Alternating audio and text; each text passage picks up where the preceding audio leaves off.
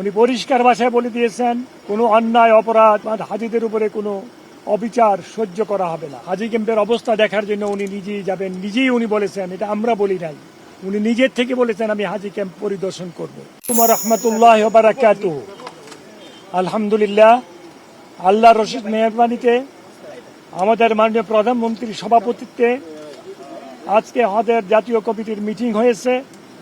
মিটিংয়ে মাননীয় প্রধানমন্ত্রী নির্দেশ প্রদান করেছেন কিভাবে হাজিদের খেদমত করতে হবে, কিভাবে আল্লাহর মেহমানদের খেদমত করতে হবে।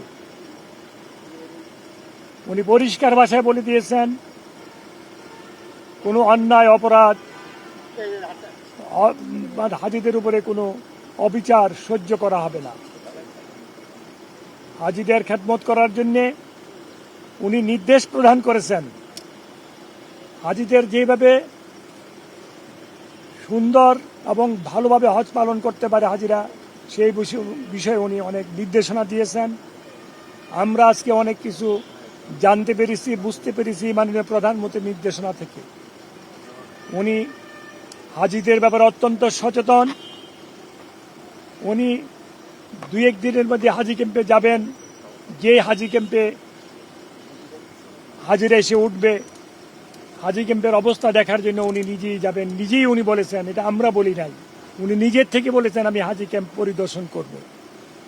আপনারা ওনার জন্য দোয়া করবেন, আল্লাহ পাক যেন ওনার প্রতি রহম করে, ওনাকে হেফাজত করে, এই সরকারকে হেফাজত করে। আসসালামু আলাইকুম। ফ্লাইট জটিলতা দেখা দিতে পারে, বিশেষ করে তেলের দাম এবং মধ্যপ্রাচ্য পরিস্থিতি, এইগুলো নিয়ে আগাম সতর্কতা কি নিচ্ছেন?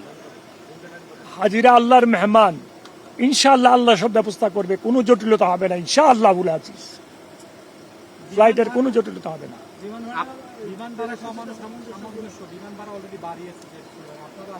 না, বিমান ভাড়া বাড়ে নাই, বিমান ভাড়া কিছু কমেছে হাজিদের জন্য। হ্যাঁ, হাজিদের জন্য কমেছে।